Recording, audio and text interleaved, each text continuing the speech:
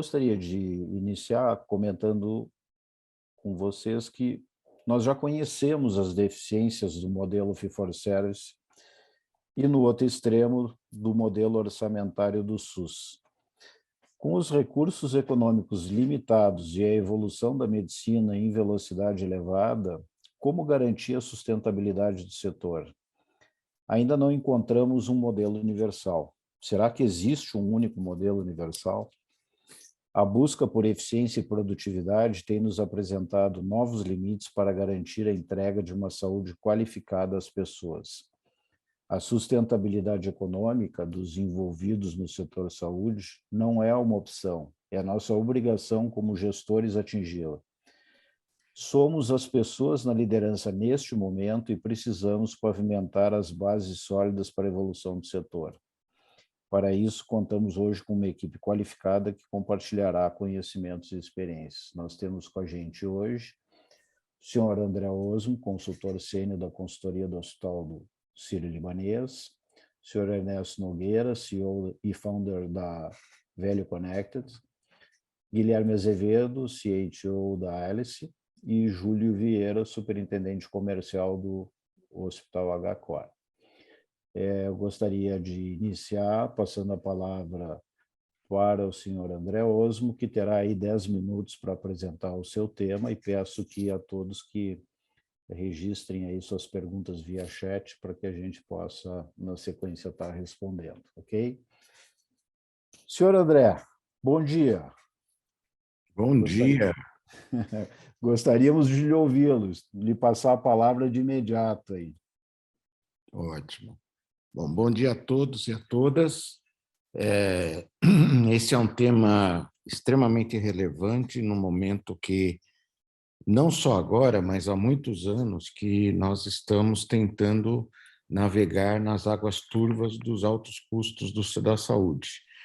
E para tentar chegar em situações em que possamos entregar valor, ou seja, resultados, satisfação do cliente, do paciente, colocar o paciente no centro do cuidado,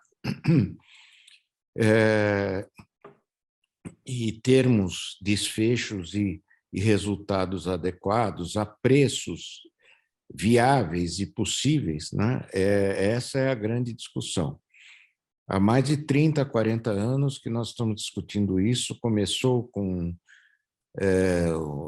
no NHS, com a criação dos conceitos da governança clínica, depois isto, alguns anos, uma década quase depois, ou duas, surge em Harvard, né, a proposta de valor e saúde, mas que, em síntese, todos eles almejam exatamente esse objetivo: entregar resultados, satisfação do cliente, melhorar a saúde da população a valores e preços e custos mais baixos. Dentro disso, há um pequeno, vamos dizer, setor que nós vamos discutir hoje, que é modelos de pagamento, né, para isso. Nós sabemos que o modelo de pagamento determina com frequência o sistema e os resultados, né? Se eu pago por volume de número de procedimentos atendidos, eu vou criar cada vez mais atendimentos de procedimentos, não necessariamente nem de boa qualidade, nem de necessidade. Então, que é o modelo fee-for-service. Se eu começo a criar modelos em que eu vou pagar pelo resultado, ou seja, se o paciente melhorou, se ele voltou à vida normal, se ele ficou satisfeito, e se era pertinente aquele procedimento, ou se o custo também para isso estava envolvido era adequado, ou seja, eu conseguia obter alguns graus de eficiência e efetividade no cuidado, evidentemente eu vou gerar um modelo mais eficiente. O modelo, infelizmente, hoje, principalmente no Brasil, ainda é majoritariamente fee-for-service, ou seja, majoritariamente guiado por número de procedimentos pagos, tanto que as nossas contas, né, hospitalares, elas não se preocupam muito nem com o diagnóstico né? E, às vezes, muito menos com o resultado. Elas se preocupam realmente em lançar procedimentos, materiais e medicamentos. Então, cada vez mais, nós vamos criar mais procedimentos, mais materiais e mais medicamentos. Dentro dos modelos de pagamento que nós podemos considerar, e se nós pensarmos no modelo de pagamento em função da nossa responsabilização do prestador, né, na verdade, e do compartilhamento do risco financeiro, né, são situações absolutamente fundamentais, nós vamos ver que nós temos várias categorias, né, de procedimentos, e nesse diagrama eu estou mostrando de uma forma crescente, né, do procedimento fee for service, de onde nós estamos majoritariamente hoje no Brasil, que ele não está relacionado, como eu já falei, com a qualidade nem com o resultado, sim, mas com o procedimento em si. Os procedimentos com o pagamento por resultado, o pay for performance, né? E os pagamentos por performance, né? Que já é uma categoria muito melhor, em que eu vou levar em conta, né, o resultado, vou levar em conta a performance, ou seja, a eficiência e o resultado também. Um outro nível de pagamentos são o que a gente chama de bundles, né? Que no Brasil, erradamente, eles são chamados de pacote, né? Pacote, na verdade, nada mais é que juntar uma quantidade de procedimentos relacionados a um determinado diagnóstico, né? Ou procedimento, uma quantidade de áreas, de taxas, de materiais e medicamentos, e não necessariamente eles relacionados com o resultado, né? E o que faz isso é compartilhamento de risco com o pagador, e frequentemente a transferência do risco para o prestador, se ele não conseguir estabelecer um pacote de forma adequada. Esses pacotes se sofisticaram muito pouco quando a gente começou a chamá-los de procedimentos gerenciados, ou seja, os pacotes eram construídos ou são construídos em cima de protocolos de atendimento ou do procedimento, que infelizmente temos uma grande dificuldade, porque os corpos clínicos abertos dos hospitais raramente seguem à risca esses protocolos, e frequentemente tanto esses pacotes quanto esses procedimentos gerenciados estouram. Uma evolução desse modelo é o que a gente chama de bundle, que não é o pacote tradicional, né? O bundle é uma forma em que eu tento pagar a equipe, né? E eu tento pagar pelo procedimento e tento já colocar um fator em cima do resultado que eu obtenho. Portanto, pode haver um percentual que eu vou pagar de complemento desse bundle daqui 2, 3 meses, quando vou avaliar, de 6 meses, né, o procedimento. Uma outra categoria mais evoluída, no meu entender, é o orçamento global, em que eu estou baseado numa população que eu atendo, recebo por uma população que eu atendo um valor fixo mensal, claro, estudando a média que eu tenho dos últimos anos, né? E controlando a complexidade dessa população, se mantendo no mesmo nível. Isso daqui pode ser, de alguma forma, também, e já se tentou resolver isso tendo um percentual de acerto no final de cada 3 meses, cada 6 meses, ou a favor do prestador ou a favor do pagador.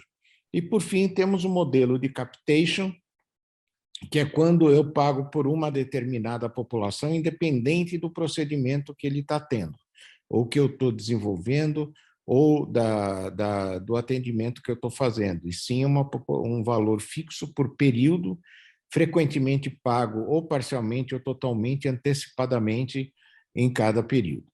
Qual é o grande nó desse conjunto todo? O grande nó desse conjunto todo é que eu preciso ter três coisas que são três pilares fundamentais.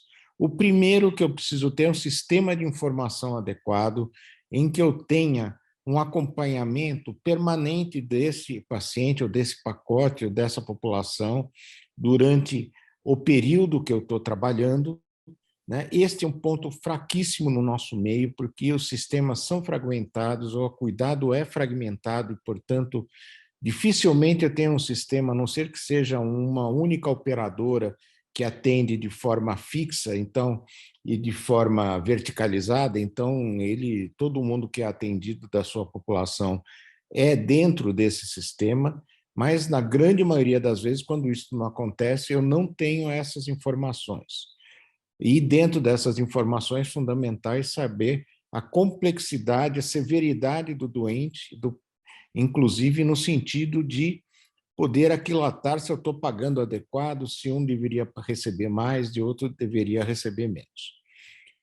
O outro pilar que também eu tenho aqui é o sistema de custos.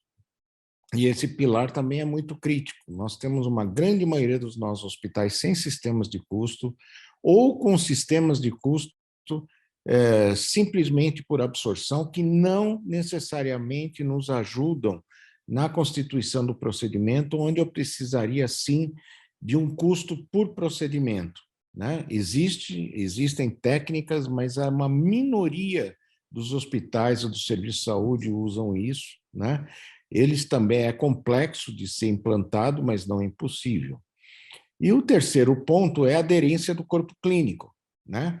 Porque se o corpo clínico não tem aderência no sentido de seguir o que se combina, e aí entra muito importante o trabalho com a governança clínica, com os protocolos, com a saúde baseada em evidência, eu também não consigo equilibrar o modelo de pagamento. Eu queria parar por aqui, porque a gente tem pouco tempo e gostaria de passar a palavra para os meus colegas, então, que também estão nesta mesa. Obrigado, André, pela participação. Acho que nos deixa aí para os debates alguns pontos bastante relevantes, né? Principalmente dentro desses três pilares que coloca, que seguramente são todo o diferencial naquilo que se precisa construir, né? E me ocorre, só antecipando um pouco para as discussões posteriores, essa questão do sistema de informações sobre as vidas, quem tem são as operadoras, em geral, que conseguem saber tudo por onde navegam as pessoas, e a condição, inclusive, de uma atuação mais abrangente em saúde primária. Mas, enfim, vamos seguir aí, depois nós vamos ter oportunidade de aprofundar. Ernesto, queria te passar a palavra, seja bem-vindo. Obrigado, Wilton. Meu nome é Ernesto Nogueira, eu sou o CEO da Value Connected, que é uma empresa especializada em quantificar e demonstrar o valor de tecnologias médicas e procedimentos médicos. O meu objetivo aqui é aprender com os palestrantes, com a audiência, e também compartilhar algumas de nossas experiências, tanto internacionais quanto no Brasil também. Eu vou pedir licença para vocês, eu vou compartilhar a minha tela. Só peço para me avisarem se está aparecendo direitinho para vocês. Tá ok, Ernesto. Muito obrigado. Então, a gente vai começar e eu devo levar cerca de 10 minutos também. Mas a primeira coisa que eu queria comentar, voltando ao próprio ponto que o Hilton comentou, é difícil a gente pensar em um modo de remuneração que seja ideal para todas as situações. Esse é uma tabela que nós fizemos adaptados de um estudo de 2011 e outros estudos que vieram depois. E, basicamente, a gente tem os principais grupos aqui. Esses grupos se abrem, claro, em diferentes tipos de pagamento, mas, basicamente, nós temos os grupos de verba, por procedimento. Aqui a gente está colocando o GRD, o grupo relacionado de diagnósticos, ou DRG, como a gente conhece também, e remuneração em valor. E aí nós temos diferentes categorias. Se melhora a produtividade, se isso incentiva o sistema de saúde a produzir mais, se aborda a necessidade específica de um paciente, estamos falando de necessidade específica de um grupo ou de um paciente, se considera a saúde baseada em evidências. A gente sabe que para qualquer área, não só área médica, enfermagem, qualquer área, a partir do momento que uma pessoa se forma, já está desatualizada, porque existem novos conhecimentos, novas tecnologias. Então, qual que é a possibilidade de cada um desses sistemas considerarem novas abordagens para a saúde? Também o foco na qualidade e o custo administrativo. O vermelho significa que é difícil, o amarelo que é desafiante e o verde significa que é menos desafiante. Se a gente agrupar, basicamente, os tipos de remuneração que a gente tem, a remuneração baseada em verba, ela reduz o custo administrativo porque não é tão difícil de ser implementada. Se eu tenho uma verba que eu preciso controlar, basicamente, de uma maneira bem simplista, é óbvio que eu estou exagerando, a gente tem um certo extrato, um certo número que nós acompanhamos conforme vamos considerando os cuidados em saúde. A remuneração baseada em atividade, eu faço algo e eu recebo como um prestador, como um provedor, um certo pagamento, claro que isso incentiva a produtividade. Eu estou relacionado com as atividades que eu coloco. E a remuneração baseada em valor, que, claro, existem diferentes grupos, a gente vai ver isso no próximo slide, ela aborda a necessidade do paciente, claro que foca na qualidade dos resultados, mas como o André comentou, não é qualquer sistema que tem as métricas disponíveis de uma maneira prática para que seja acompanhado os resultados daquele paciente. Não só na hora do atendimento, mas posteriormente, 2, 3, 6 meses depois, e associar um pagamento a isso. Então, o que a gente vê é que realmente não existe, pelo menos até então, um sistema que aborde a tudo e a todos. Aí eu queria compartilhar um pouco esse estudo que nós fizemos, a Associação Europeia de Fabricantes de Dispositivos Médicos nos contratou para avaliar todos os mecanismos de remuneração baseados em valor na Europa. Vale notar que esses são mecanismos em nível federal. Quando a gente fala de países como Espanha, como Itália, nós estamos falando de saúde descentralizada, que cada região ou a comunidade autônoma tem o seu sistema que, claro, se conecta a um sistema federal. Mas aqui estamos olhando no nível federal, não em nível de hospitais. E existem basicamente 33 mecanismos de remuneração em valor na Europa. Existem diferentes tipos, essa foi uma taxonomia que virou um documento de diretriz para a Europa, que foi elaborado pela Vale Connector. Para quem quiser saber mais detalhes, basta escanear esse código QR que vai direto para esse documento que nós elaboramos. O que a gente vê aqui são basicamente duas vertentes, dois eixos e três possibilidades. Na Europa, esses mecanismos são avaliados, são utilizados muito quando há incertezas dos resultados de um certo procedimento, de uma certa tecnologia, medicamento. Quando essa incerteza é mais no custo, vale a pena pagar por isso? Nós teremos esse resultado? A gente entra mais na questão do eixo vertical. E aí nós temos esses mecanismos que avaliam um pouco mais, dão um pouco mais de ênfase nos resultados econômicos. Quando a dúvida mais na parte clínica, este procedimento, esse produto gera resultado clínico para os pacientes, melhora a qualidade do atendimento, reduz o tempo por exemplo, de cicatrização de uma ferida ou de um tratamento, aí nós temos o eixo horizontal e nós temos a maioria dos mecanismos. E quando há incerteza dos dois lados, não sabemos se vale a pena, mas também não temos a certeza clínica, porém parece algo promissor, a gente tem o que a gente chama de mecanismos puros, baseados em valor. E nós temos esses 4 nesta área aqui, que aí ambos os aspectos, tanto clínicos quanto econômicos, eles são avaliados em conjunto. Então, mesmo na Europa, a gente tem essa descentralização de perspectivas, de maneiras de olhar, mas considerando as incertezas que existem em saúde. E aí, falando de alguns casos práticos, a gente já falou da Europa, começando na América Latina, a gente tem a Colômbia, que tem uma legislação, se eu não me engano, desde 2017 ou 2018, que ela convida, não força de maneira alguma, os prestadores e asseguradores a fazerem acordos de remuneração baseados em valor. Os pacientes na Colômbia têm o que se chama ficha técnica, é um sistema mais, como eu posso dizer, uniforme do que o Brasil, mas o Brasil é um país de dimensões continentais, não podemos comparar com a Colômbia, mas é um país também na América Latina. Então, basicamente, todos os pacientes da Colômbia têm os seus dados nessa ficha técnica e existem campos na ficha técnica que podem ser associados para acompanhar os resultados daquele paciente, que foram atrelados ao tratamento. E existem empresas médicas que também comercializam os produtos, e esses produtos são pagos também de acordo com a questão do resultado de valor. Nos Estados Unidos, eu vou começar no sistema público. A gente tem o Medicare, que é o sistema que trata os americanos de 65 anos ou mais, e 70%, 80% dos profissionais médicos nos Estados Unidos estão associados ao Medicare. E lá, desde 2015, foi criado um sistema que se chama MACRA, foi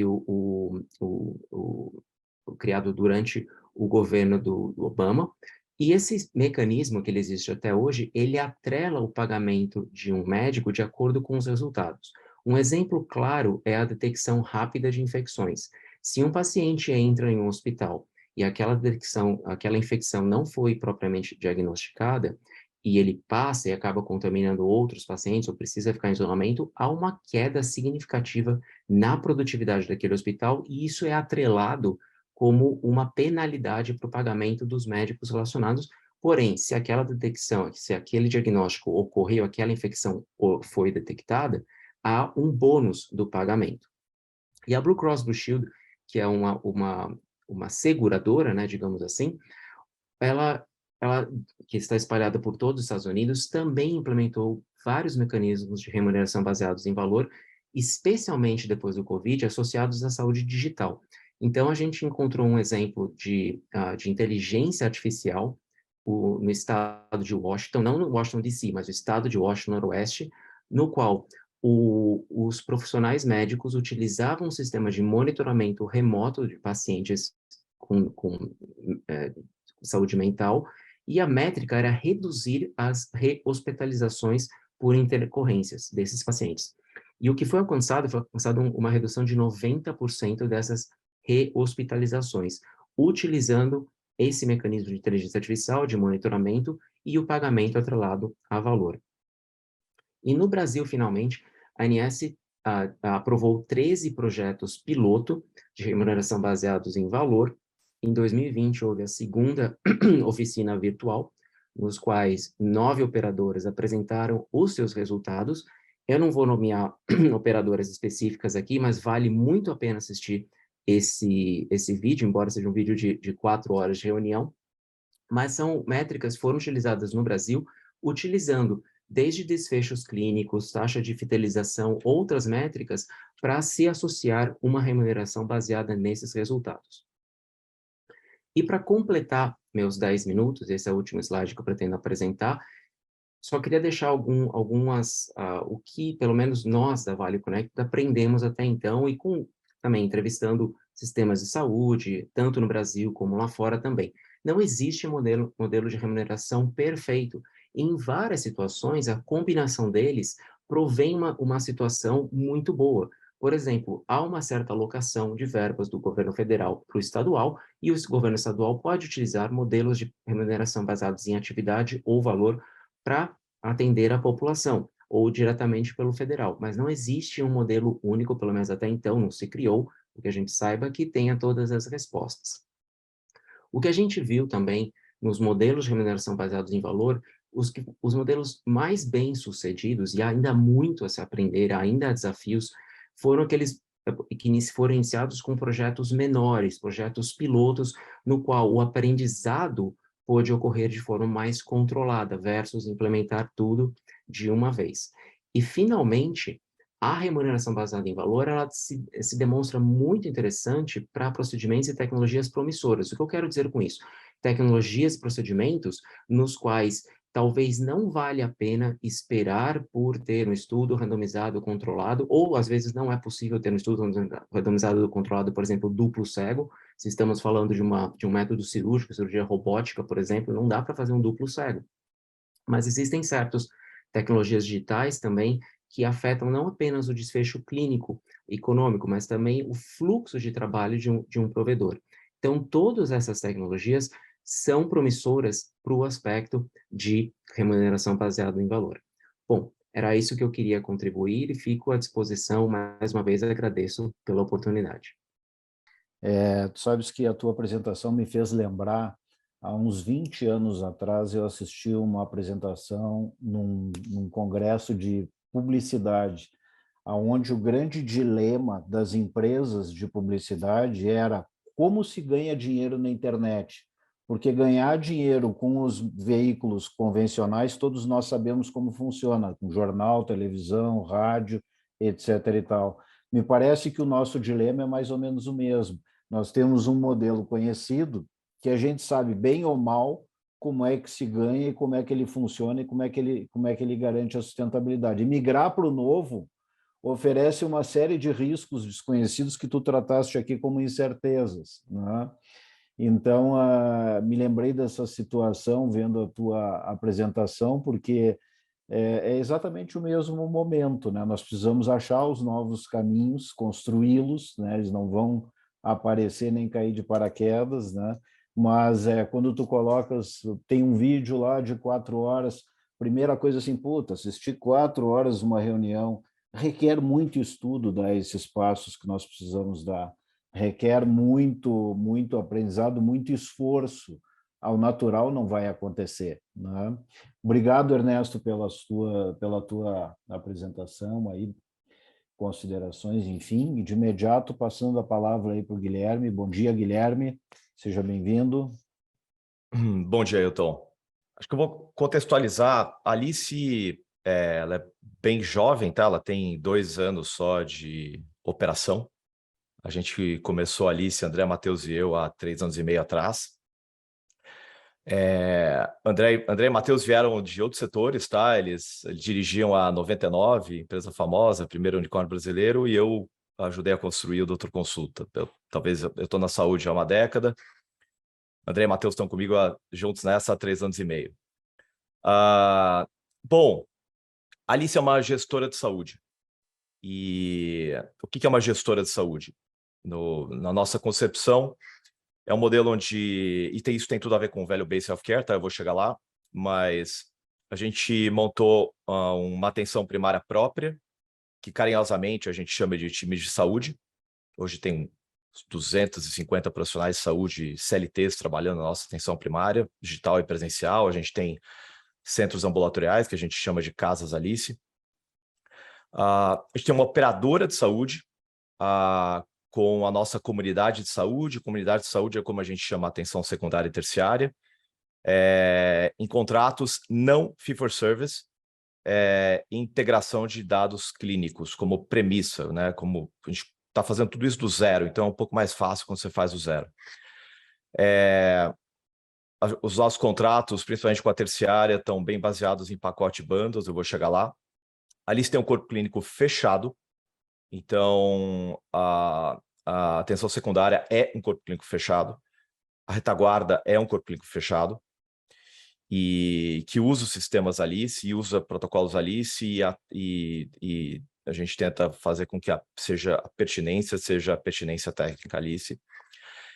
E, por fim, a gente está construindo toda a tecnologia própria, do zero, toda a tecnologia dos sistemas operacionais de saúde que são necessários. Então, prontuário, autorizador, coordenador de cuidados, sistemas de apoio à decisão clínica e tantos outros, todos construídos do zero na Alice, para integrar tudo isso que eu falei. O resultado desse modelo, apesar de novo ainda, né, a gente tem só 11 mil membros, que é como também a gente carinhosamente chama as pessoas que contratam a Alice, é que a gente tem 98% de coordenação de cuidado. O que quer dizer isso? Que todos os eventos que acontecem na secundária e na terciária, de todos os eventos, 98% foram encaminhados pela primária. E a gente não é um gatekeeper. A pessoa pode ir na secundária e terciária se ela quiser. Só que a forma como a gente construiu a primária, constrói uma relação tão próxima com a pessoa e a tecnologia, ela alavanca a relação humana nesse caso, que as pessoas optam por se relacionar com a primária e conversar com a primária, digital ou presencial, e depois ela conduz para a secundária e terciária se necessário. Eu acho que essa, falando de VBHC, essa já é, acho que é o primeiro ponto muito relevante. A atenção primária, ela sendo própria, ela sendo verticalizada, a gente tem o incentivo e o interesse caso a pertinência esteja adequada, resolver os casos de saúde no âmbito da primária. E é o que acontece com quase 80% das demandas de saúde na Alice. Elas são resolvidas no âmbito da atenção primária, digital ou presencial. A gente é omnicanal, né? Texto, voz, vídeo, presencial. Em termos de premissa para acontecer, né, VBHC, é muito importante, primeiro, integração de dados clínicos na jornada do membro, entre primária, secundária e terciária, e é essa infraestrutura que a gente montou. Então, a gente tem visibilidade total do que acontece com a pessoa, inclusive no hospital, resumos de altas, assim, a gente... É premissa da Alice para ter um contrato, existir essa integração de dados clínicos. Eu acho que no Brasil e fora do Brasil ainda você tem ainda prevalece muito a integração de dados financeiros, que é uma coisa completamente diferente. Depois, outra premissa é medir desfecho, e mesmo que de forma simples, mesmo que prompts, mas medir desfecho. E a gente, quando fala de gestora de saúde, por que gestora? Porque quem não mede, não gere. Então, a gente tem que medir métricas de saúde para poder fazer gestão de saúde e coordenar o cuidado adequadamente. E é isso também que a nossa infraestrutura permite. Uma outra premissa que a gente está trabalhando é o que eu já falei do corpo clínico fechado, em alinhado e aderente aos protocolos, usando os mesmos sistemas e tendo a mesma visibilidade longitudinal do membro sobre o que acontece e o que aconteceu com a saúde dele. Eu tenho, acho que, dois exemplos interessantes, sendo mais específico sobre o que a gente, além da atenção primária, do que a gente está fazendo na linha de saúde baseada em valor. Então, na atenção secundária, hoje a gente tem algumas centenas de profissionais de saúde especialistas que são parceiros da Alice e usam os nossos sistemas para fazer referência, contra-referência e atender os membros da Alice em seus consultórios, né? Essa não é uma operação verticalizada da Alice. E a gente montou um programa com eles que tem 4 pilares que, de forma mais direta ou indireta, refletem na entrega de saúde para o membro e refletem na remuneração do profissional. Então, primeiro, os 4 pilares, né, que a gente mede e existe impacto na remuneração do profissional. Isso já acontece hoje, tá? Isso não é futuro, isso está implementado. Desfecho. Então, métricas se de fato o membro melhorou, em quanto tempo ele melhorou, em que medida ele melhorou, da condição que ele tinha quando foi visitar aquele especialista. A experiência do membro, então como foi a experiência dele nesse processo, NPS e confiança na conduta, são as 2 métricas que a gente usa. Aderência, que é quanto o profissional foi aderente aos nossos protocolos e processos. E processo, por exemplo, preencher a contra-referência adequadamente. E, por fim, 4º item, engajamento. Quanto que o especialista se envolve com a Alice, participa de treinamentos, participa de eventos, publica. A gente está publicando, a gente foi aprovado agora um paper super importante de atendimento de enfermagem na atenção primária na BMC.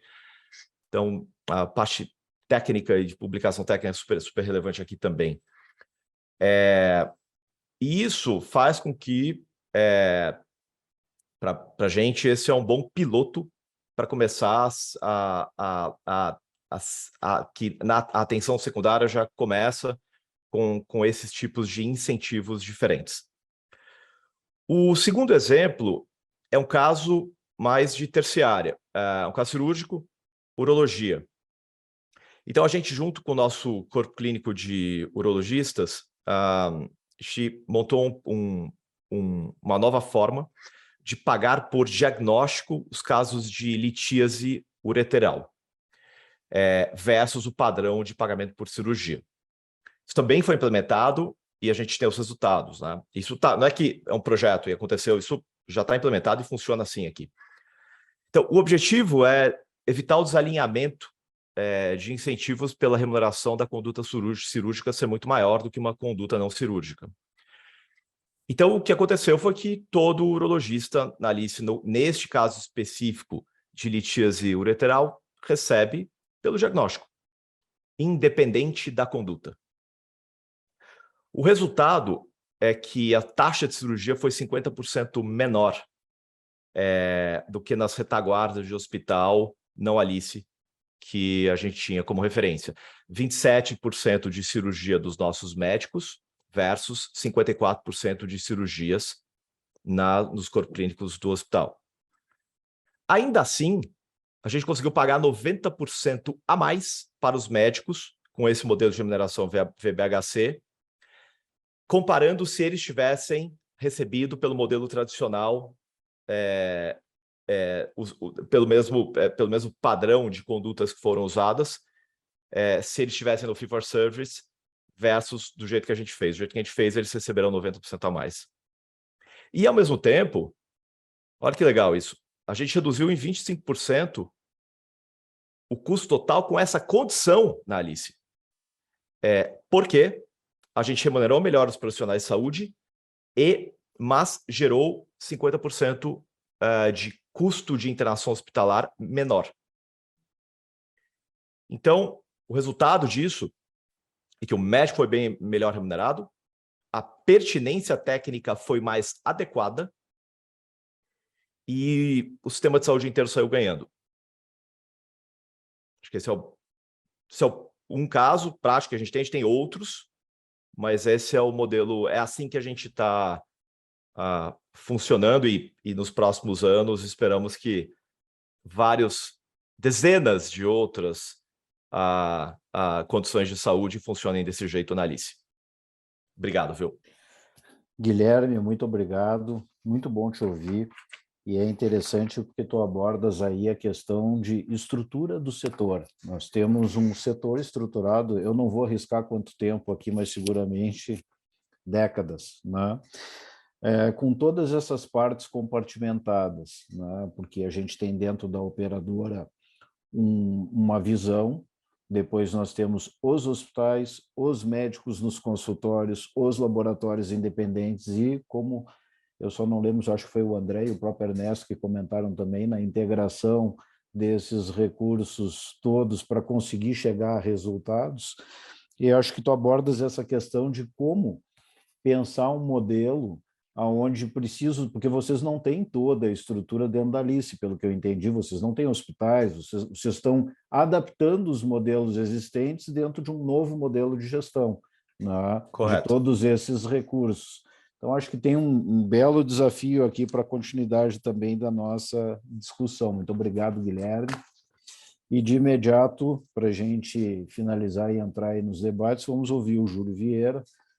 Bom, eu acho que os três colegas aí, o doutor André, o Guilherme e o Ernesto, já falaram bastante, e principalmente uma parte conceitual do que são os modelos de remuneração, né? O Guilherme trouxe alguns exemplos bastante interessantes na prática, né, de como funciona, e as aulas aí do doutor André e do Ernesto dos modelos e as suas características, acho que já deixa bastante claro como funciona hoje esses modelos de remuneração. Eu vou compartilhar com vocês um pouquinho do que a gente tem feito no HCOR, né? A gente fez um trabalho importante aqui, que eu acho que é um trabalho legal para compartilhar com todo mundo, que é um trabalho de implementação desses novos modelos de remuneração, né? Um pouco de cada um deles, alguns em andamento, outros já bastante amadurecidos aqui, mas que foi um processo daquele momento da incerteza, né, que muita gente vive. A gente sabe que muitos hospitais hoje estão situados exatamente ainda na fase do fee-for-service, pensando na migração para outros modelos e naquela incerteza da sua capacidade no gerenciamento, né, gerenciamento de resultados, na definição de protocolos, na definição, em especial, de produtos, e nós passamos por isso aqui recentemente. Eu vou compartilhar com vocês um pouquinho do material. vou ser um pouquinho mais objetivo aí, até em virtude do tempo. Bom, nós começamos essa análise nossa aqui, olhando para todo o nosso cenário, num cenário em que nós tínhamos aqui algumas dificuldades, né? Primeiro, basicamente, o modelo do HCore, ele vinha até 2019 pautado no Fee for Service. Quase toda a nossa receita, aí 87% da nossa receita voltada no modelo do Fee for Service. Quando comparávamos com alguns hospitais da região, aqui nós ficamos na região da Paulista, aqui em São Paulo, alguns dos nossos concorrentes aqui da região já possuíam modelos um pouco mais avançados, e a gente sabe que isso trazia uma capacidade, uma competitividade para cada um deles, que nós estávamos devendo, a gente estava um pouquinho atrás em relação a isso. Acho que caiu, né? Só para confirmar. Sim, caiu o link. Deixa eu colocar de novo aqui, só um minutinho.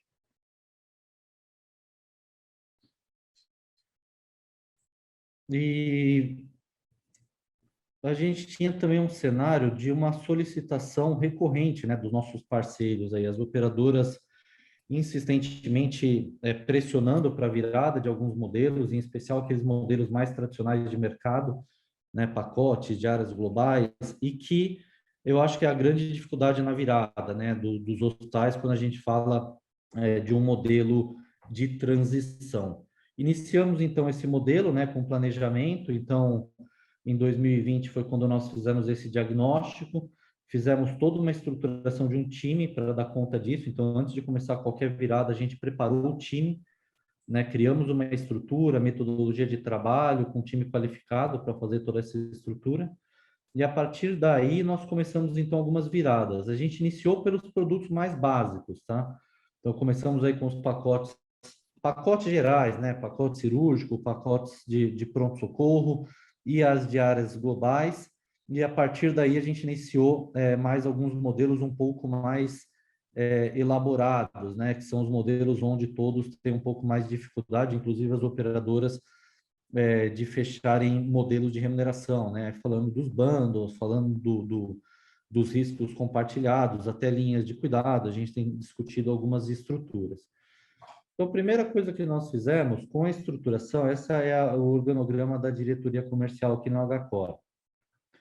Nós temos uma estrutura específica focada no que a gente chama aqui da inteligência comercial, que ela olha basicamente duas vertentes. A primeira é a criação dos produtos, né? Então, para todos esses modelos de remuneração, a gente precisava criar um produto, fazendo estudo de mercado, a criação, avaliando um cálculo atuarial, né? O nosso modelo atual, como deveria estar esse modelo, fazendo todo um estudo de mercado para entender como os concorrentes estavam posicionados em relação ao produto e precificação. E começamos também a fazer um trabalho aqui de análise e gestão dessa rentabilidade, né? Então, a partir do momento da implantação do produto, a gente começa a fazer também todo o controle, né? Então, a retroalimentação para as áreas, o relacionamento com áreas internas, corpo clínico, também com operadoras, mas principalmente a análise do DEPAR, de tudo que foi criado na concepção do produto para a sua realização, e nesse DEPAR identificando as oportunidades. E aí, abrindo um pouquinho aí dos 8 produtos, né? E dividindo com vocês um pouquinho da nossa experiência. Primeiro, nós tínhamos um modelo em que somente 13% da nossa receita era formada por produtos diferentes do Fee for Service. Eu tinha 87% da nossa receita em Fee for Service. Hoje o Fee for Service representa muito menos, somente 59%. Estamos hoje com 41% da nossa receita em novos modelos de remuneração, isso num período aí de 1 ano e meio, 2 anos. Tivemos a implantação, isso quando eu falo de Fee for Service, né? Passando aí para os modelos de diárias, né? Praticamente todas as nossas diárias hoje estão ou globalizadas ou semi-globalizadas. Quando eu falo do meu relacionamento com operadoras, o índice já está até um pouquinho maior do que esses 81%. Nós fechamos diária global com praticamente todas as operadoras. Este mês agora nós estamos fechando com mais 2, a gente deve atingir em torno de 86% para este mês. Para os clientes particulares, a gente tinha também uma cobrança totalmente aberta, fizemos aí uma diária semi-global, né, replicando o modelo aí das operadoras com algumas características diferentes.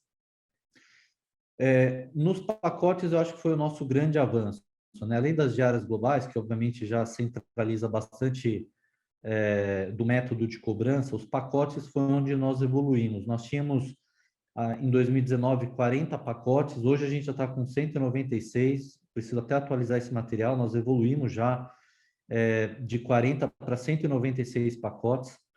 Nosso pronto-socorro hoje também é praticamente todo empacotado, então nós temos aí quase 90% da nossa receita através de pacotes de pronto-socorro e evoluímos para praticamente todas as especialidades. Então, pacotes cirúrgicos, cardiológicos, em SADT a gente evoluiu com bastante coisa, em colonoscopia, endoscopia, pacotes de buco, a gente sabe que o mercado tem uma discussão bastante relevante em relação a isso, então nós evoluímos muito forte nessa especialidade, neuro, gineco, e assim vai, né? Todas as especialidades nós tivemos algum tipo de evolução, contemplando todas as especialidades com algum tipo de produto ou pacote contemplado. E a gente está evoluindo agora, já com alguns produtos em andamento, outros em fase final de evolução, nos modelos que eu considero aí os modelos mais disruptivos, né?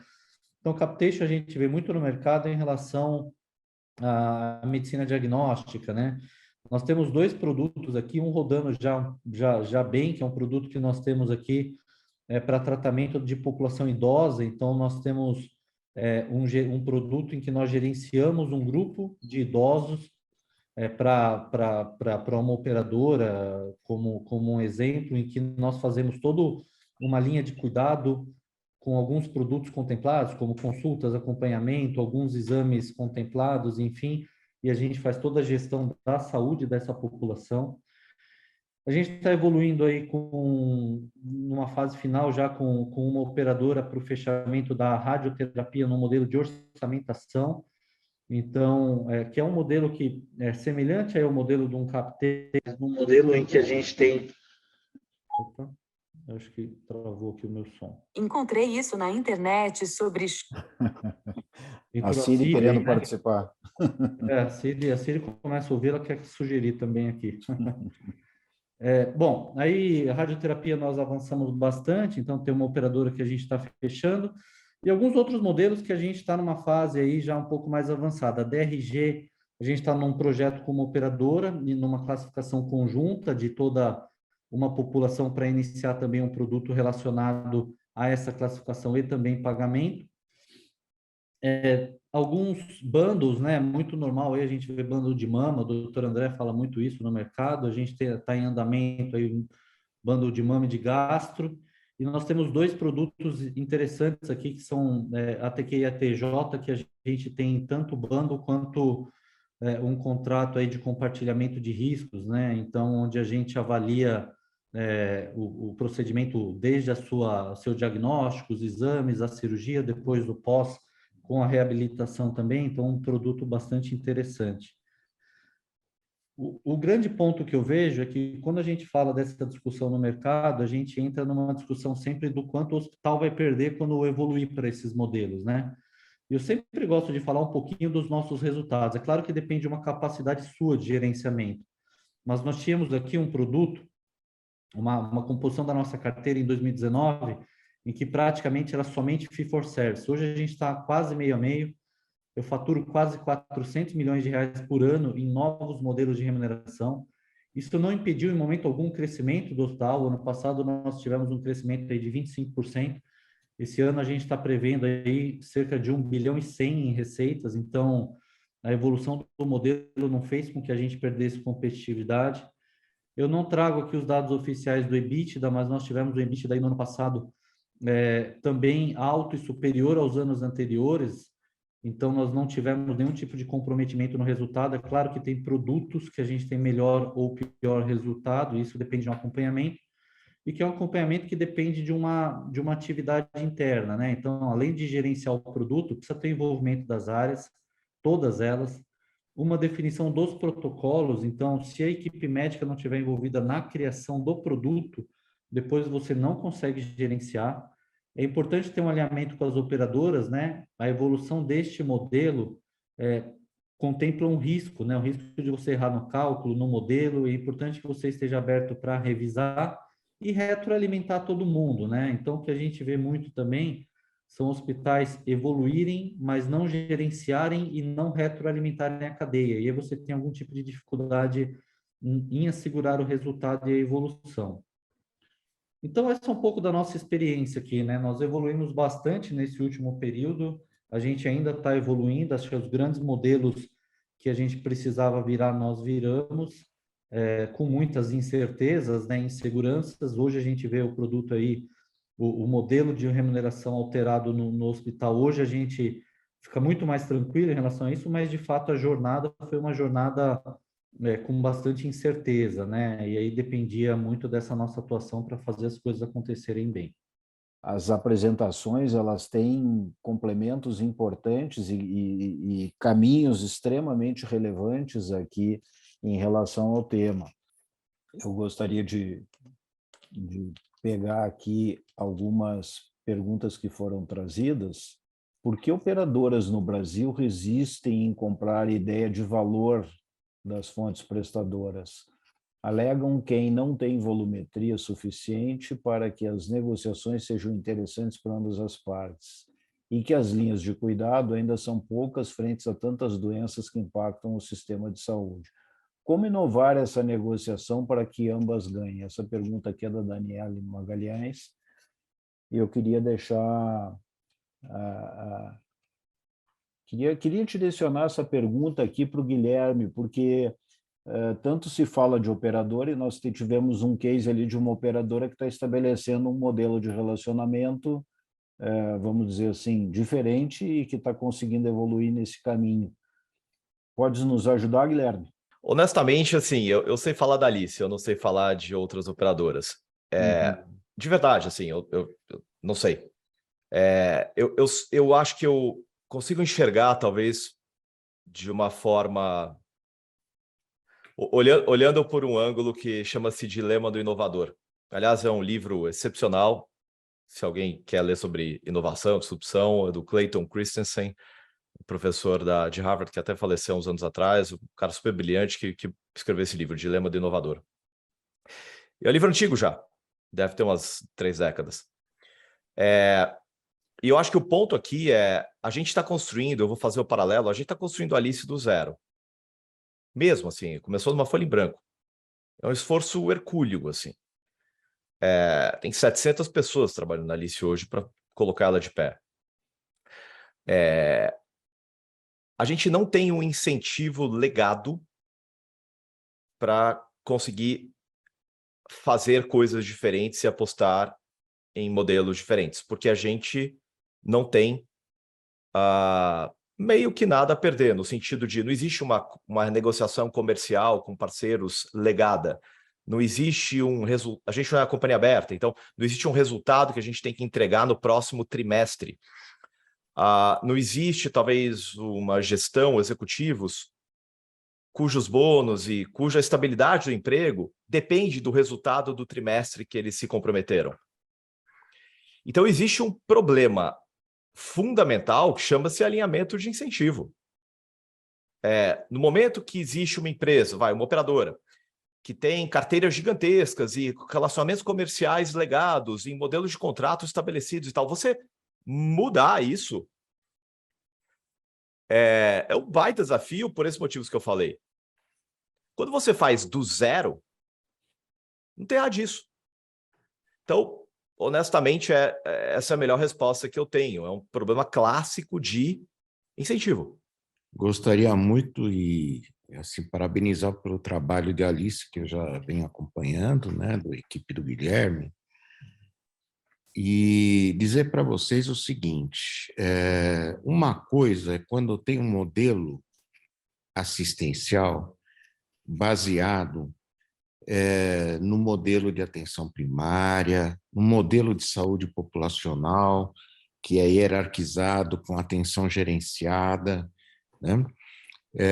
Com uma uniformidade de sistemas e uma uniformidade de atuação. Isso, eu acho que a Alice, eu encaro o Guilherme e colegas como um piloto. Eu acho que dentro dessa nossa sociedade é importante a existência de pilotos, porque elas nos fazem aprender e tem um efeito demonstração.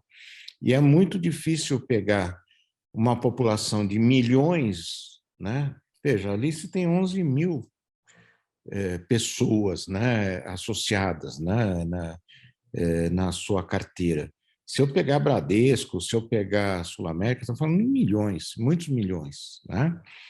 E nós sabemos que uma operadora tradicional, no modelo tradicional, ela só é viável economicamente a partir de 100 mil vidas, né? Então, esse é um ponto. Então, sem desmerecer a Alice, muito pelo contrário, eu acho que ela é um efeito demonstração maravilhoso.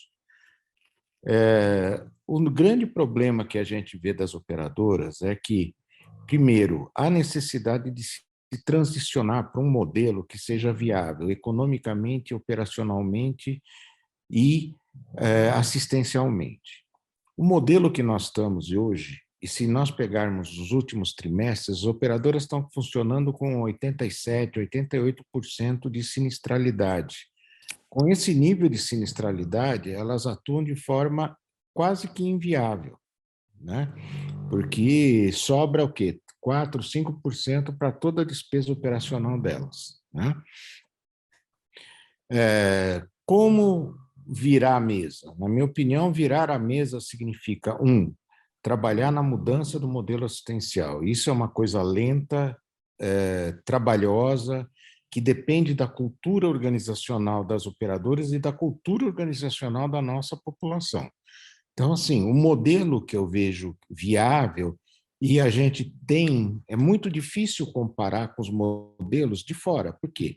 O NHS já faz isso há várias décadas, com problemas, mas com resultados, né? Eles têm um modelo de saúde populacional baseado na atenção primária, baseado na hierarquização, baseado em sistema de informação muito sólido, a mesma coisa no Canadá. No Brasil, nós não temos isso. No Brasil, não temos isso. E nós temos que caminhar para modelos que algumas operadoras lentamente estão tentando, que é caminhar para a implantação de atenção primária como porta de entrada, né, com uma hierarquização do atendimento em rede. Né? Nós sabemos qual é o modelo ideal. A grande pergunta é como chegar nesse modelo ideal. Né?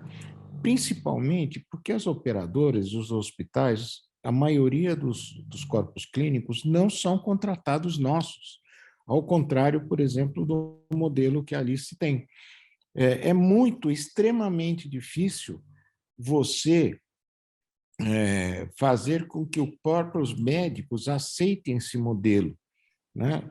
Como também é muito difícil que a população não queira ir direto a um especialista quando quer, e fazer um bypass desse modelo. Então, eu vejo isso de uma forma bastante importante, essas experiências, e eu vejo de uma forma bastante importante o nosso entendimento e a discussão e a parceria com operadoras para tentar ir transicionando o modelo, que é o que o HCOR está fazendo, né?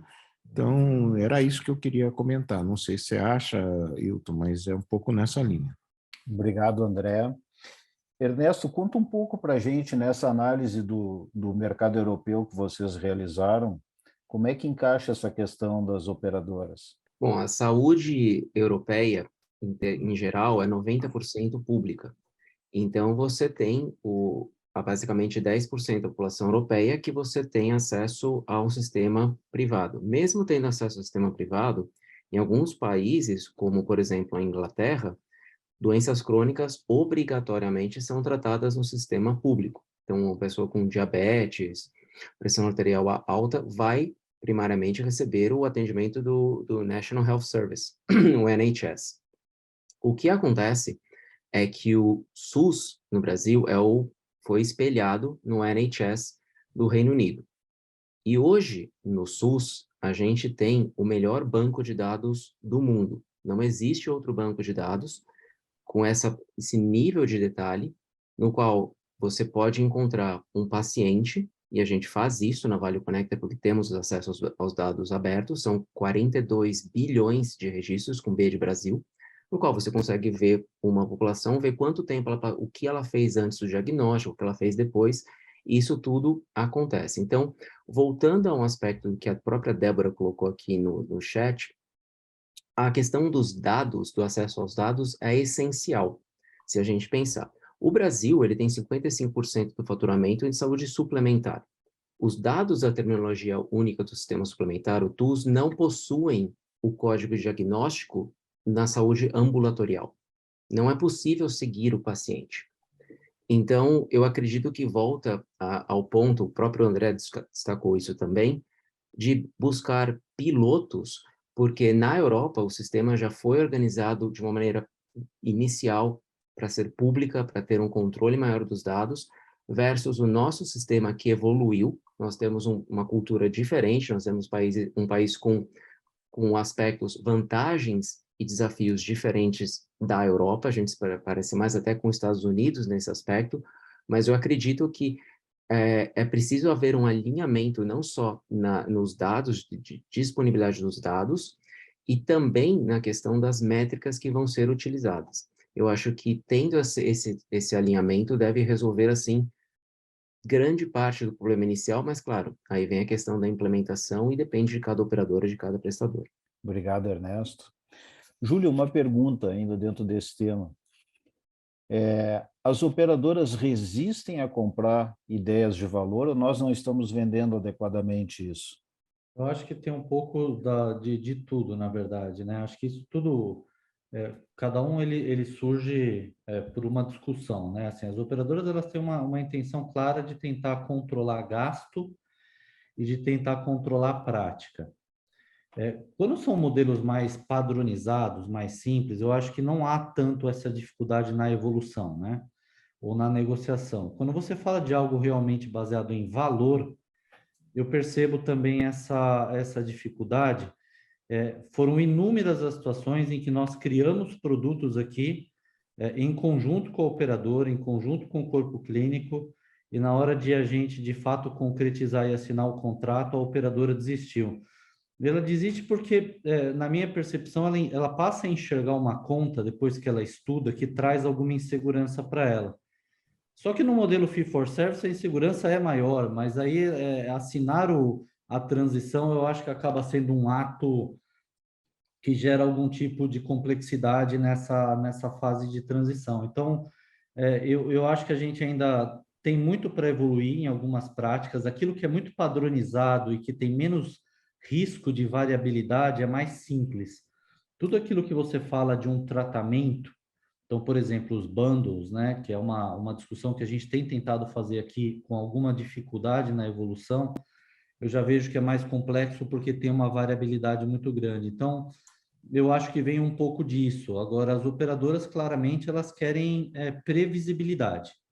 Então, na medida em que elas conseguem enxergar isso na sua proposta de valor, no seu produto ou no seu negócio, elas ficam um pouco mais confortáveis para evoluir. Todo procedimento que for mais incerto vai gerar algum tipo de dificuldade. Obrigado, Júlio. Queria deixar eu vi que vários comentários aqui a respeito de corpo clínico, né, a respeito de gestão desse processo, fundamentalmente se passou por discussão aqui modelo mais verticalizado, menos verticalizado. Queria deixar a pergunta livre para os palestrantes. Como evoluir nessa relação com o corpo clínico sem que todo modelo tenha que passar pela verticalização? Porque, na verdade, todo o nosso modelo precisa da sintonia com o médico porque ele tem a caneta, né? Então, para que não fiquemos numa discussão eterna de que se o modelo bom é o verticalizado ou não verticalizado, como evoluir nessa relação com esse agente determinante aí dentro dos nossos modelos de remuneração? Eu acho que assim, a discussão, não só para essa pergunta e para outras perguntas, às vezes, é difícil chegar numa resposta, porque a gente não tem dado. É tão simples assim, tudo que a gente está discutindo, porque no final não tem o dado. Assim, pensa assim, ó, a gente investe recurso para gerar um resultado de saúde, não resultado econômico. Resultado econômico também, mas de saúde.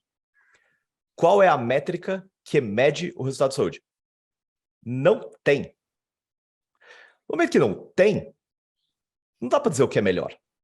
Não dá para dizer o que, não é nem o que é melhor, não dá para dizer o que funciona melhor. É simples assim. Então, puxa, corpo clínico, controlar o corpo clínico, fica uma coisa meio top-down, comando e controle. Não é sobre isso. É sobre quem tem o mérito da melhor conduta que gera o melhor desfecho no fluxo mais custo-efetivo. Ponto. Então, assim, se existe um corpo clínico que trata... o exemplo que eu dei, litíase ureteral, tem, sei lá, tem dezenas de urologistas, e a gente consegue ter um padrão de medição, depende de para onde eles trabalham, quem emprega, existe um padrão de interoperabilidade de dado, onde a gente entende qual o resultado, qual a métrica que mede o resultado desse procedimento, dessa CID, essa e essa e essa. Essa métrica é medida. O investimento financeiro foi feito. A percepção do paciente foi medido. Então a conta para fazer aí, a gente consegue dizer que profissionais performam melhor para o sistema de saúde como um todo. Isso vai acontecer. Bobear vai demorar mais 10 anos, mais 15, mais 5, por aí, sei lá. Mas vai acontecer. Uma vez que isso acontecer, o sistema se organiza por conta própria. Dá para entender? O sistema se organiza por conta própria. Que a hora que isso é visível, a hora que essa informação existe, e é isso que a gente bate muito no tema de gestora de saúde. Eu não estou querendo fazer marketing da Alice, blá, blá. A gente é super novinho. O André falou, tem 2 anos de idade. Há 2 anos atrás a gente tinha 0 membros. Mas é o que a gente acredita. A gestão é sobre quem não mede, não gere. Gestão de saúde, você precisa medir métrica de saúde. Eu acho incrível, porque a gente olha o setor de saúde e tal, todo mundo fala só de grana. É só grana, assim, é só métrica de dinheiro. Mas e métrica de saúde? Em que lugar, em que sistema de saúde, as pessoas que têm determinada condição têm um desfecho melhor? Uhum. Eu, como consumidor, a gente tem que lembrar da cabeça do consumidor. Eu, como consumidor de um produto de saúde, quero saber em que lugar, em que contexto eu consigo ter um melhor resultado para a minha condição de saúde. E a gente não é capaz hoje de dizer isso de forma geral para consumidores, que são quem paga a conta. No final, quem paga a conta é o consumidor. Pelo menos como a gente pensa, pelo menos no nosso mundo, assim, de operadora de plano de saúde, majoritariamente planos individuais. Enfim, é só um pouco de como a gente pensa sobre isso. Vai acontecer, tecnologia vai mudar tudo isso, só que bobear ainda vai demorar um pouco. Então, só complementando um pouco o Guilherme, eu acho que quem paga a conta não é a pessoa, não é o consumidor. Hoje, a conta da saúde suplementar é paga pelas empresas. Então, nós temos uma minoria de planos individuais, né? Então, hoje, eu acho que o trabalho junto às empresas, né, junto à saúde empresarial, montar planos de saúde populacional dentro das empresas, eu acho que é uma forma de caminhar. A outra questão que eu acho que é muito relevante é que a necessidade de uma mudança do mindset, da cultura, tanto do corpo clínico, quanto do consumidor, quanto da população. E aqui entram, né, várias ferramentas, aliás, o NHS, né, que talvez seja um dos sistemas mais experientes, evoluídos, inclusive dentro da Europa, talvez não o melhor, mas seguramente um dos. Há 30 anos, ele estabeleceu alguns princípios que ele chamou de governança clínica, né? Em que tenta ver como é que se insere a equipe multidisciplinar e a equipe médica dentro desse processo. Isso ficou muito na teoria, ainda está, viu? Muito poucos lugares implementaram de forma mais abrangente os princípios da governança clínica, como também, eu diria que em várias situações, né, há necessidade de se fazer um movimento paralelo da mudança do modelo de remuneração, que é o que nós estamos discutindo, foi o que eu comecei a falar. o resultado vai ser diretamente proporcional da forma que você remunera. Se a remuneração é por volume, vai ter volume, porque todo mundo ganha por volume. Se a remuneração é por resultado, vamos buscar resultados. É claro que vamos ter dificuldades em qualquer um desses caminhos, né? Então, o modelo de remuneração é absolutamente fundamental dentro desse processo de transição.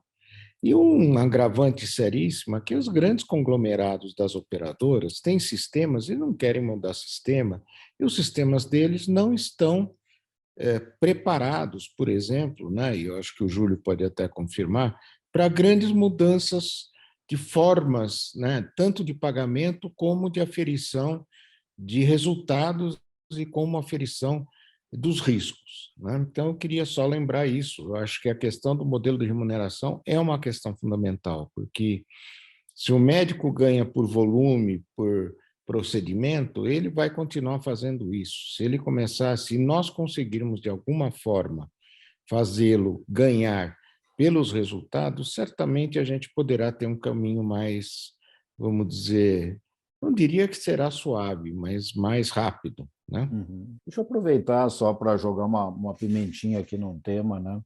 Acho muito interessante essa questão, André, que tu e o Guilherme levantam, de que se o foco é medir dinheiro, nós vamos ter um resultado no final. Se o foco for medir desfecho assistencial e ter ganhos como consequência, nós vamos achar um outro jeito de fazer isso. Num momento onde o primeiro semestre foi catastrófico para as empresas de capital aberto em bolsa na área da saúde, né, onde a gente observou perdas gigantescas, né? Não está na hora, não estamos com as condições, os pressupostos básicos colocados para uma grande guinada dentro do nosso segmento, aonde não está dando certo em diversas frentes o modelo, vamos colocar assim, a consequência final de todo empreendimento que busca aí gerar riqueza e que com isso fomentar investimentos, crescimento e desenvolvimento? Acho que está ficando cada vez mais claro para a gente que o comportamento do consumidor, né, da saúde, ele tem mudado, né? A gente tinha aquele cenário de 2020 com pandemia, onde a sinistralidade das operadoras baixou porque os hospitais estavam vazios, né? A gente imaginava que em 2021 aumentaria, mas numa compensação, e que em 2022 isso voltaria ao patamar anterior e não voltou. E não voltou porque o comportamento mudou, né? E aí quando você começa a perceber que talvez o cenário seja outro, começa a mudar a análise também do investidor de onde ele vai colocar o seu dinheiro e começa a desvalorizar, e o resultado muda porque a sinistralidade muda e os hospitais também com dificuldade por causa de aumento de custos, sem conseguir repassar receita para as operadoras. Então, eu acho que isso gera uma consequência no segmento que, como o Guilherme disse, obriga a gente a pensar um pouco diferente, né? Não sei se a gente já chegou nessa conta, mas de fato o mercado nesses últimos 2 anos mudou muito, principalmente por causa dos movimentos de mercado, de aquisição, fusão, enfim, mas mudou o comportamento do consumidor. E no fim, apesar de a gente estar discutindo um modelo de remuneração, o dinheiro, no fim das contas é o tratamento, é a saúde, né? E se a pessoa entender que ela precisa se tratar ou se cuidar mais, vai mudar todo o segmento, né? A gente vai ter que repensar de novo. Eu só queria fazer um comentário rápido, que o modelo no Brasil, pelo menos, em uma parte do mundo também, ainda está focado no atendimento das doenças agudas. E o mundo mudou, né? O Brasil mudou e o mundo mudou. Hoje, a prevalência maior, embora nós tenhamos uma associação múltipla, né, de doenças agudas do Brasil, dengue, etc., a tendência com a longevidade é a predominância de doenças crônicas. Não se trata no sistema doença crônica da mesma forma que doença aguda.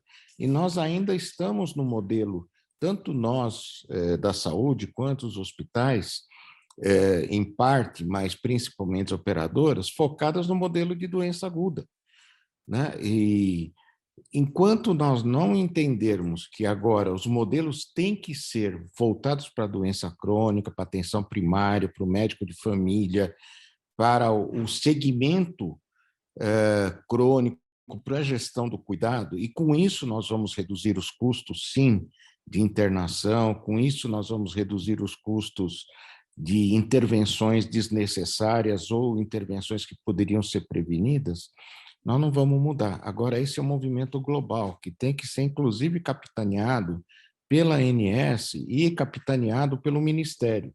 Então, assim, eu acho que essa pandemia bagunçou o nosso Ministério, a ANS ficou um pouco também paralisada, e eu acho que é normal, né? Nós estamos sofrendo um rebote de um monte de gente com doença aguda que ficou em casa que não se tratou por conta da pandemia.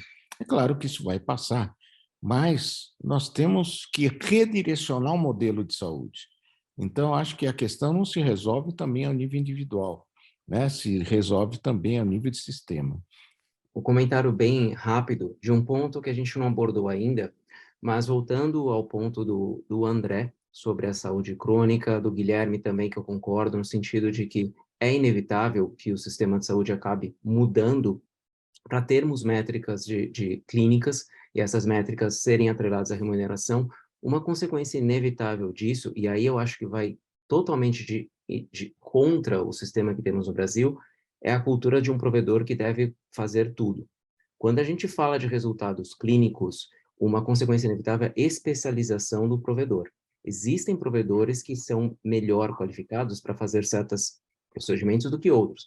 Por exemplo, certos hospitais do Rio de Janeiro são excelentes para tratar situações de trauma devido à violência que fica perto deles, ou algo assim. O INCA também para câncer e outros hospitais também privados. Então, eu acredito que uma das consequências, só para finalizar, uma vez que se tenham métricas, sistemas de dados, e essas métricas sejam compartilhadas, inevitavelmente vamos ver que o hospital X é melhor que o hospital Y para tal procedimento, por gerar resultados clínicos melhores. Isso é inevitável e, com certeza, isso vai ser um desafio para a cultura que a gente tem no Brasil.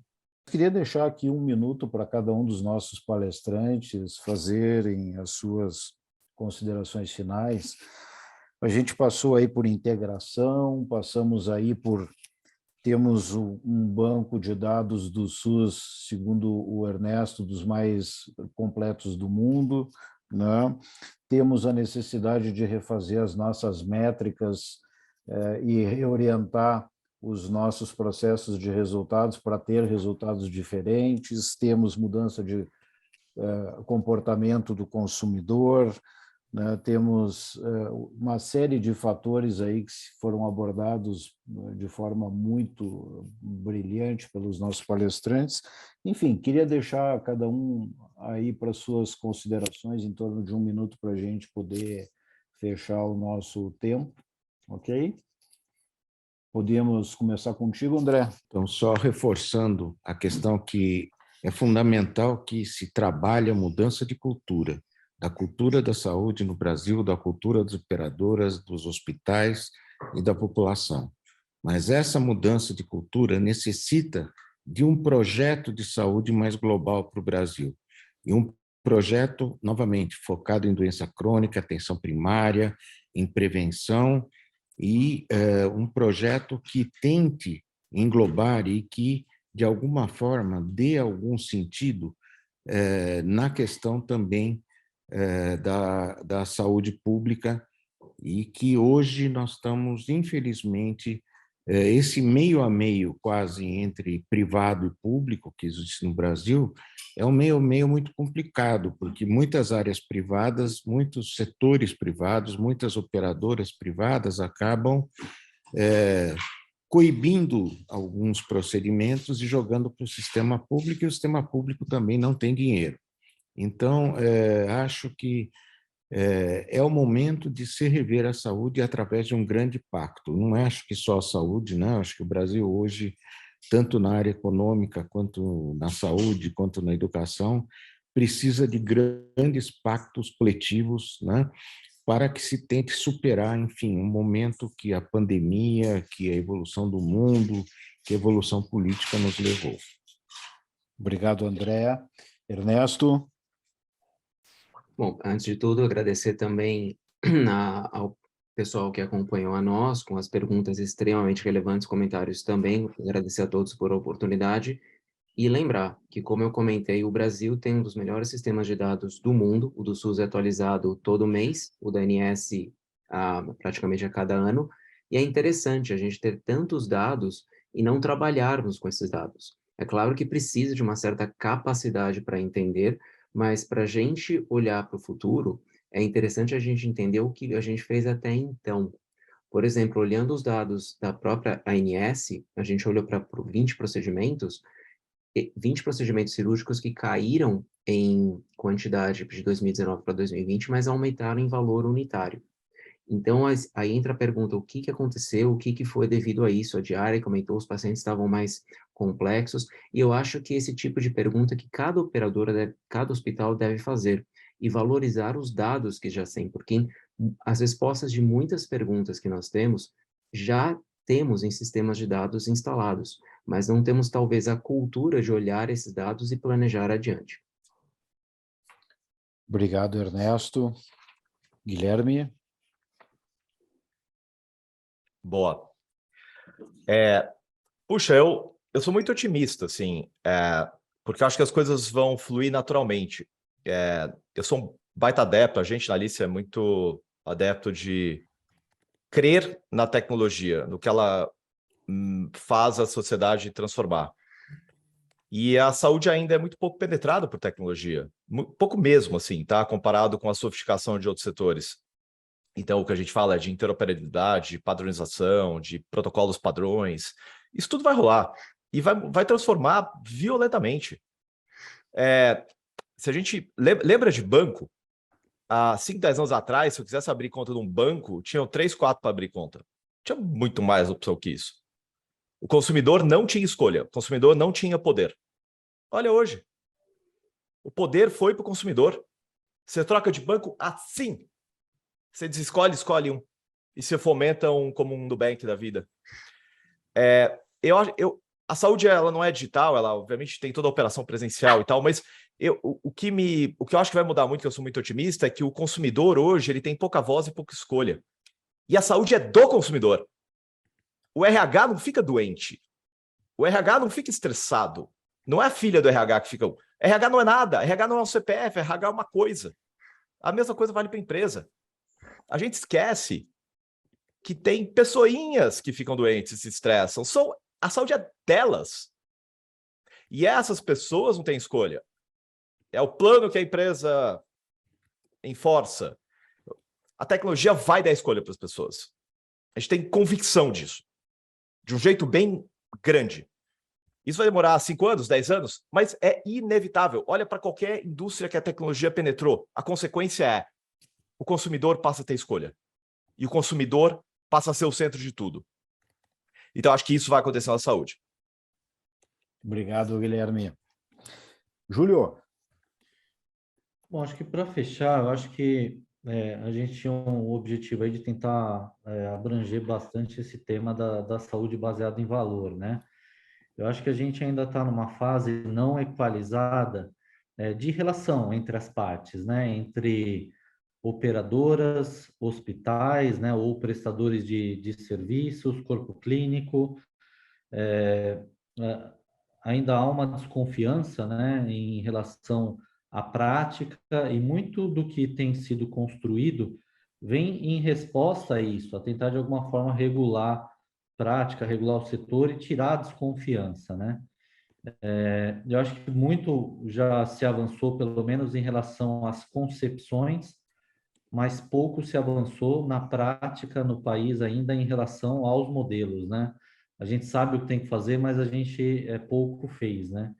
Então, eu acho que essa é a nossa responsabilidade agora, conseguir de fato fazer essa transformação, né, melhorar essas relações e entregar uma saúde de qualidade para a população, que quando também busca um plano de saúde, uma seguradora, ela busca alguém que dê essa cobertura para ela. De fato, ela pouco pensa no dinheiro, ela pensa na saúde, né? Então, eu acho que essa é a nossa responsabilidade agora.